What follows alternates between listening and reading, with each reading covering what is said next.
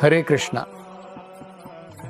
आप सभी भक्तों का आज की कृष्ण कथा में हार्दिक अभिनंदन है। कल की कथा में हमने देखा किस प्रकार भगवान कृष्ण ने अघासुर का वध किया। अघासुर का वध करने के पश्चात ये घटना, अघासुर वध की घटना पूरे व्रज में 1 साल तक किसी को भी पता नहीं चली। इसके बारे में कोई चर्चा नहीं हुई। परीक्षित महाराज जो ये कथा सुन रहे थे शुकदेव गोस्वामी से, वो बड़े ही विनम्र भाव से शुकदेव गोस्वामी से प्रश्न पूछते हैं। शुकदेव जी, कृपा करके बताइए क्यों ऐसा हुआ कि 1 साल तक ये अघासुर वध की कथा, इसके बारे में पूरे व्रज में कहीं पर भी कोई चर्चा नहीं हुई। तो इसके उत्तर में श्रीला शुकदेव गोस्वामी बड़े ही प्रोत्साहित हुए उनके प्रश्न को सुन करके, और उन्होंने कहा, परीक्षित, तुम्हारे प्रश्नों के द्वारा तुम इस कथा को और अधिक रोमांचक बना रहे हो, और जितने तुम प्रश्न पूछ रहे हो उसके द्वारा भगवान की कथा और अत्यधिक ताजा हो जाती है, रसीली हो जाती है। कहा जाता है कि भगवान के भक्त जो है अपने मन के द्वारा, बुद्धि के द्वारा हमेशा प्रयत्न करते हैं कैसे भगवान की कथाओं के ऊपर, श्रवण के ऊपर, भगवान की कथाओं का कीर्तन, उसके ऊपर हमेशा अपना दिमाग लगाते हैं। ऐसा करने से भगवान की कथाएं अगर हम ध्यान पूर्वक सुनते हैं, ध्यान पूर्वक उनका कीर्तन करते हैं, तो भगवान की कथा कभी भी हमारे लिए पुरानी नहीं होगी। क्योंकि ये प्रश्न उठ सकता है कि ये कथाएं आज से लगभग 5000 साल पहले घटी, आज हमारे जीवन में इसका क्या महत्व है। हम एक दिन पुराना अखबार भी नहीं पढ़ते हैं, पुराना हो जाता है, रद्दी हो जाता है। लेकिन ये कथाएं आज से 5000 साल पहले घटी। लेकिन भगवान की कथा में और आम जो शब्द होते हैं, जो हम कविता पढ़ते हैं, जो हम नॉवल पढ़ते हैं, जो हम अखबार पढ़ते हैं, उसके जो शब्द होते हैं वो भौतिक शब्द होते हैं, और आध्यात्मिक जो शब्द हैं उसमें बहुत अंतर होता है। आध्यात्मिक शब्दों को कहा जाता है, भगवान की कथा को कहते हैं, तव कथा अमृतम तप्त जीवनम।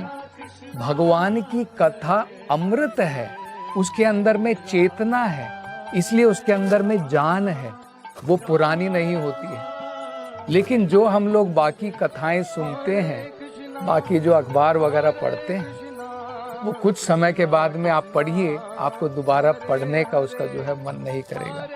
आपने कभी कभी देखा होगा, जब रेलगाड़ी में हम अखबार पढ़ करके जाते हैं, पढ़ने के बाद में उसको हम जो अपनी सीट को पोंछ देते हैं और बाद में रद्दी में फेंक देते हैं। लेकिन भगवान की कथा अमृत है। दूसरा बड़ा महत्वपूर्ण यहाँ पर संदर्भ समझने का है, जो प्रमाणिक गुरु होता है वो सारे रहस्यों को, कृष्ण भावनामृत में जो रहस्य हैं, सबको, जितने भी रहस्य हैं, गूढ़ रहस्य हैं, अपने शिष्य को प्रदान करता है, अगर वो शिष्य सही प्रकार से, निष्ठा से गुरु की सेवा में और भगवान की कृष्ण भावनामृत में बढ़ना चाहता है। तो निष्ठावान शिष्य को गुरु सभी रहस्य कृष्ण भावनामृत के प्रदान करता है। हम रोज सवेरे गुरु वंदना में गाते हैं, दिव्य ज्ञान हृदय प्रकाशितो। दिव्य ज्ञान जब हम भगवान की सेवा में निष्ठा से लगेंगे, हमारे हृदय में प्रकाशित होते हैं।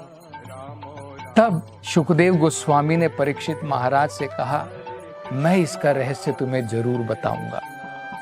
और उन्होंने जो है ये रहस्य बताना प्रारंभ किया। तो उन्होंने बताया किस प्रकार अघासुर का वध करने के पश्चात, क्योंकि उस दिन सारे ग्वाल बाले भगवान कृष्ण के साथ में वहां पर पिकनिक मनाने आए थे, और उस दिन जो है बलराम जयंती थी, मतलब बलराम जी का जन्म उसी दिन हुआ था। तो बलराम जी वहां पर नहीं आए थे, बलराम जी का घर में जो भी कार्यक्रम चल रहा था। कृष्ण जो है अपने बाकी ग्वाल बालों के साथ में यमुना नदी के तट पर वहां पर पिकनिक के लिए आए थे।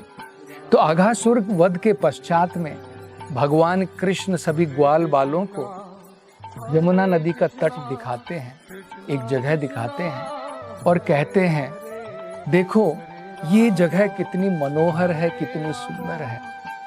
यहाँ पर अगर हम लोग देखें तो किस प्रकार से बत्तख जो है पानी के अंदर में सुंदरता से तैर रहे हैं, चिड़िया मधुर आवाज के साथ में चहचहा रही है, मोर यहाँ पर नाच रहे हैं, पूरे पानी के अंदर में सुगंधित कमल के फूल खिले हुए हैं। क्यों ना हम अपना जो भोजन लाए हैं यहीं पर बैठ कर के साथ में खाएं। तो सभी बालकों ने भी ये मनोहर जगह देखी और तुरंत उन्होंने कहा कि हाँ, यहीं पर हम लोग बैठ करके अपना भोजन खाएंगे। तो घर से वो अपना सब ग्वाल वाले जो है डब्बा लेकर के आए थे खाने का। तो कृष्ण को उन्होंने बीच में बैठा दिया और चारों तरफ से भगवान कृष्ण को घेर करके सारे ग्वाल वाले जो है वहां पर बैठ गए और अपनी जो गायें थी, अपने बछड़े थे, बछड़ों को जो है वहीं पास पर छोड़ दिया और वो हरी घास खाने में जो है मग्न थी और वहीं पर यमुना जी का पानी भी पी रही थी। तो भागवत में बड़ा सुंदर इसका वर्णन दिया है, किस प्रकार से जो घर से जो डब्बे लेकर के आए थे उसके ऊपर में उन्होंने अपना सारा जो भोजन था वो परोसा, और इसके साथ साथ में जो पेड़ के पत्ते होते हैं, बड़े बड़े पेड़ के पत्ते होते हैं, उनको भी इकट्ठा किया, उनके ऊपर भी अपना भोजन जो है परोसा, और जो पेड़ों की छाल होती है उसका भी उन्होंने जो है प्रयोग किया। और भगवान कृष्ण बीच में बैठे थे और सारे बालक जो है चारों तरफ से भगवान को घेरे हुए थे और सब अपना अपना भोजन जब कर रहे थे, भगवान के मुख को देख करके अपना भोजन कर रहे थे। भागवत में बड़ा सुंदर वर्णन किया है किस प्रकार से भगवान की सभी जितने भी ग्वाल बाले थे उनके साथ में अलग अलग संबंध थे। जैसे हम अपने अलग अलग दोस्त होते हैं, अलग अलग दोस्तों के साथ में अलग अलग संबंध होते हैं, तो भगवान अलग अलग संबंधों में सबके साथ में प्रतिक्रिया कर रहे थे। किसी के साथ में हंसी मजाक कर रहे थे, किसी के साथ में कुछ दूसरा आदान प्रदान कर रहे थे। तो इस प्रकार से सभी ग्वाल वाले भगवान के साथ में जो है भोजन कर रहे थे। तो इस वर्णन को करते हुए भागवतम में बताया है, ऐसा प्रतीत होता था मानो भगवान बीच में बैठे हैं और चारों तरफ कमल की पंखुड़ियां हैं। ये सारे ग्वाल वाले जैसे कमल की पंखुड़ियां हैं और भगवान जो है कमल के फूल का वो बीच का हिस्सा है, ऐसा प्रतीत होता था। और सारे देवता गण भी जो है इस मनोहर दृश्य को देख रहे थे और वो भी सोच रहे थे कि कितने भाग्यवान हैं ये सारे के सारे ग्वाल वाले, क्योंकि भगवान कृष्ण जो हैं, जो यज्ञों के द्वारा बड़े बड़े ऋषिगण देवतागण वो क्या करते हैं, यज्ञों के द्वारा भगवान को जो है उस यज्ञ में भोग लगाया जाता है। जो भगवान यज्ञों के द्वारा भोग खाते हैं, आज ये भगवान इन ग्वाल बालों के साथ में मिल कर के यहाँ पर जो है भोजन खा रहे हैं। तो भगवान के उल्टे हाथ में जो है, उनके हाथ में दही से बना हुआ, माखन से बना हुआ और उसमें चावल थे। तो बड़ा ही यशोदा माई ने जो एक सुंदर जो है भोजन बना करके भेजा था, कृष्ण भगवान अपने उल्टे हाथ में उसको लेकर के जो है बैठे हुए थे। तभी क्या हुआ इन ग्वाल बालों ने देखा कि गाय के जो बछड़े थे जो यहाँ पर अभी घास चर रहे थे, धीरे धीरे धीरे जो है दूर चले गए। और क्योंकि दूर पर अभी बहुत हरी भरी घास थी, उसको देख करके जो गहन जो बिल्कुल जंगल था, उस जंगल के अंदर तक चले गए थे और अब दिखाई नहीं दे रहे थे। तो घबरा गए, डर गए। डर के मारे जोर से उन्होंने कहा, कृष्णा कृष्णा। भगवान के नाम से भय भी घबराता है, भगवान के नाम से। तो जब उन्होंने भगवान का नाम पुकारा, कृष्ण कृष्ण कहा, उनकी सारी चिंताएं, उनका सारा भय तुरंत जो है दूर हो गया। और कृष्ण जो है अपने ग्वाल बालों को इस प्रकार से चिंतित नहीं देखना चाहते थे। उन्होंने कहा, तुम चिंता मत करो, तुम्हें कहीं पर भी जाने की जरूरत नहीं है। हमारे बछड़े यहीं पर नजदीक कहीं पर जो है जंगल के अंदर में घुस गए होंगे, मैं उनको जाकर के लेकर के आता हूं, तुम निश्चिंत रहो और अपना भोजन करते रहो। तो कृष्ण भगवान स्वयं जो है उन बछड़ों को ढूंढने के लिए निकल दिए। तो कृष्ण वहां पर गए, उन्होंने पूरी की पूरी उस जंगल को, उस वन को छान मारा, लेकिन कहीं पर भी उनके बछड़े दिखाई नहीं दिए। और फिर उन्होंने सोचा कि चलो वापस चल करके देखता हूं। तो जब कृष्ण भगवान वापस आए यमुना तट के किनारे पर, जहां पर सारे ग्वाल बाले भी बैठे हुए थे और अपना भोजन कर रहे थे, भगवान ने आश्चर्य से देखा वहां पर भगवान के ग्वाल बाले भी नहीं थे। तो भगवान सोचने लगे, ये क्या हुआ, हमारे जितने भी बछड़े थे वो भी सब गायब हो गए और मेरे वापस आने तक सारे ग्वाल बाले भी गायब हो गए। एक्चुअली सही आमतौर पर हम लोग सोचते हैं इस प्रकार से और हम लोग उलझन में पड़ जाते हैं, लेकिन भगवान के लिए ये कुछ भी जो है रहस्य नहीं है। भगवान सब जानते हैं, भगवान सबके हृदय में विराजमान है। तो उनको ज्ञान था कि ये करनी जो है ब्रह्मा जी की है।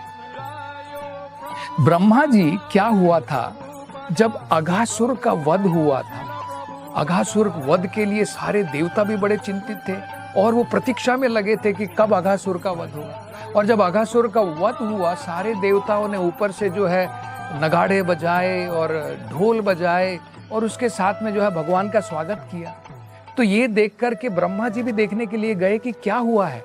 तो जब ब्रह्मा जी ने भगवान की इस प्रकार की लीला देखी कि भगवान एक ग्वाल बाले के रूप में है और भगवान ने अघासुर का वध किया है, तो भगवान की और अत्यधिक मनोहर लीला देखने के लिए उन्होंने ये चाल चली। वो देखना चाहते थे कि भगवान की इतनी मनोहर लीला चल रही है, उसको और गाढ़ा करना चाहते थे। इसलिए उन्होंने क्या किया, भगवान की बछड़ों को और भगवान के जो ग्वाल बाले थे सबको चुरा लिया। चुरा करके ब्रह्मा जी ने क्या किया, उनको एक जो पहाड़ होता है उसकी गुफा के अंदर में जा करके छिपा दिया और अपनी माया शक्ति के द्वारा उनको सबको जो है बेहोश कर दिया। और यहाँ पर जब भगवान वापस अपने ग्वाल बालों के लिए आए, बछड़ों को भी लेकर के गए थे, अब ग्वाल बालों को भी ले लिया। तो इस प्रकार से ब्रह्मा ने किया। तो भगवान कृष्ण की जो है तुरंत ये समझ में आ गया। तो भगवान ने क्या किया, भगवान सोचने लगे कि अब मुझे दो कार्य करने हैं। एक तो ब्रह्मा की जो इच्छा थी, भगवान अपनी अद्भुत लीला दिखाएं, और ये भी कि ब्रह्मा जी ये भी समझ सकें कि भगवान यहाँ पर एक ग्वाल बाले की तरह खेल रहे हैं। इसका मतलब ये नहीं कि भगवान ग्वाल बाले हैं, भगवान वही परम ब्रह्म, परम धाम, पवित्रम परमम भवान है, आदि पुरुष है। ये प्रमाण देने के लिए और माताओं को और जो गाय अपने बछड़ों का जो प्रतीक्षा कर रही थी, उनको वही आनंद प्रदान करने के लिए, और उनको कोई चिंता ना हो, क्योंकि अगर ये बछड़े वापस नहीं गए और ये ग्वाल बाले वापस नहीं गए तो माताएं तो जो है उनका तो हृदय टूट जाएगा। इसलिए भगवान कृष्ण ने उस समय क्या किया, स्वयं अपना विस्तार किया और भगवान ने अपने विस्तार के रूप में भगवान ही हर एक ग्वाल बाले बन गए। ये बड़ा अद्भुत है, क्योंकि देखिए भगवान ने केवल अपना अब रूप मात्र नहीं बदला था। अगर भगवान अपना एक रूप बना करके एक ग्वाल बाले बन गए, दूसरे ग्वाल बाले बन गए, तीसरे बन गए, तो एक दिन के पश्चात, 2 दिन के पश्चात, तीसरे दिन के पश्चात तो कम से कम सभी माँओं को पता लग जाएगा ये तो कोई दूसरा है। क्योंकि हर एक व्यक्ति, उसकी पर्सनालिटी अलग होती है, उसका व्यवहार अलग होता है, उसकी सोच अलग होती है। तो भगवान ने न केवल रूप बदला, भगवान ने जो वो व्यक्ति है उस प्रकार के व्यक्ति के रूप में अपने आप को ढाला। उसी प्रकार से बछड़े भी अलग अलग रंग के थे, अलग अलग रूप के थे। सभी बछड़ों के रूप में भी भगवान ने अपना जो है स्वयं विस्तार किया। और बाद में भगवान जो है अपनी बांसुरी बजाते हुए सीधे भगवान जो है व्रजधाम की तरफ, अपने घर की तरफ चल दिए। और वहां पर सारी मैया इंतजार कर रही है और भगवान जो है अपनी बांसुरी के साथ में अब व्रजधाम में भगवान पहुंच रहे हैं। आगे क्या प्रतिक्रिया होगी इन माताओं की, क्या प्रतिक्रिया होगी इन गाय की जो अपने बछड़ों के लिए इस प्रकार से प्रतीक्षा में थे, इसके बारे में अगली कथा में हम चर्चा करेंगे। हरे कृष्णा। कृष्णा कृष्णा हरे हरे हरे रामा